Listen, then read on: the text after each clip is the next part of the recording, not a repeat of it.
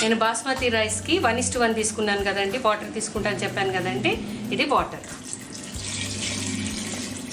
1:1 తీసుకున్నాను. ఇప్పుడు మనము దీనికి సరిపడా సాల్ట్ చూసుకొని మనము, ఎందుకంటే వెజిటేబుల్స్ ఆల్రెడీ వేసాం కాబట్టి సాల్ట్ ఇప్పుడు చూసుకొని మనం సాల్ట్ యాడ్ చేసుకుందాము.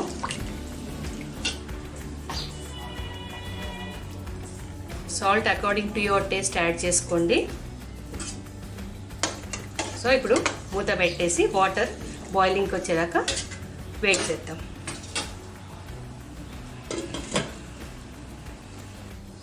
ఓకే ఫ్రెండ్స్, మన వాటర్ బాయిలింగ్ కూడా వచ్చేసింది. చూసారా ఎంత గ్రీన్ కలర్గా ఎంత బాగుంది. మనం వేసిన పచ్చి మసాలా, మన వెజిటేబుల్స్ కూడా ఆల్మోస్ట్ కొంచెం కుక్ అయ్యాయి. ఇప్పుడు మనం రైస్ వేసేసుకుందాము. సిమ్ చేసేసుకుందాం, స్టవ్ చేసుకొని మనం రైస్ వేసేసుకుందాము.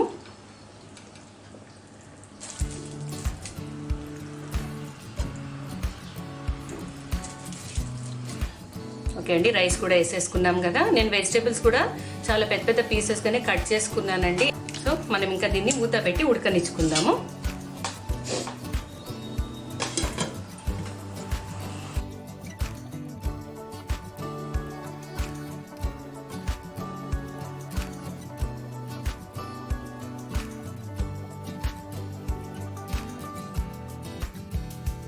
ఒక్కసారి కలుపుకుందాం, మనము కలుపుకొని మళ్ళీ మూత పెట్టేసుకుందాము.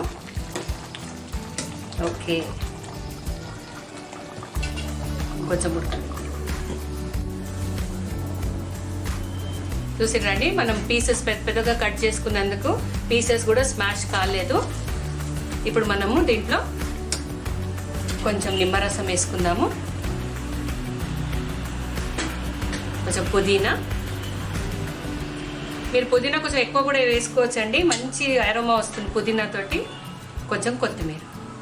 సో మనం ఆల్మోస్ట్ డన్ అండి. ఇంకొక 1 minute మూత పెట్టి పెట్టుకుందాము. మనం ఈ పుదీనా కొత్తిమీర వేసాం కదా, ఒక 1 minute మనం మూత పెట్టి పెట్టుకుందాం.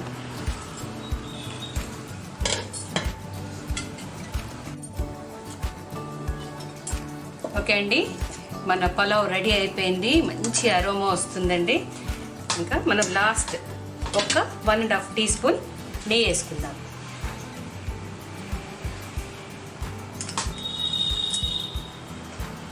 ఓకే, ఒక 2 seconds పెట్టుకుందామండి మూత పెట్టి.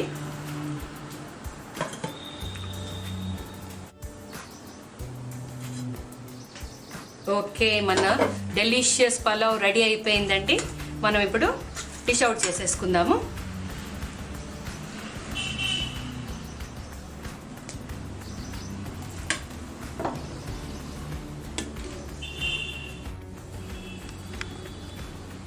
ఓకే ఫ్రెండ్స్, మన డెలిషియస్ వెజిటేబుల్ పలావ్ రెడీ అయిపోయింది. మీరు కూడా ఒకసారి తప్పకుండా ట్రై చేయండి. చాలా డెలిషియస్ రెసిపీ అండి ఇది. And friends, please like, share and subscribe to my channel. Thank you so much for watching friends. Thank you.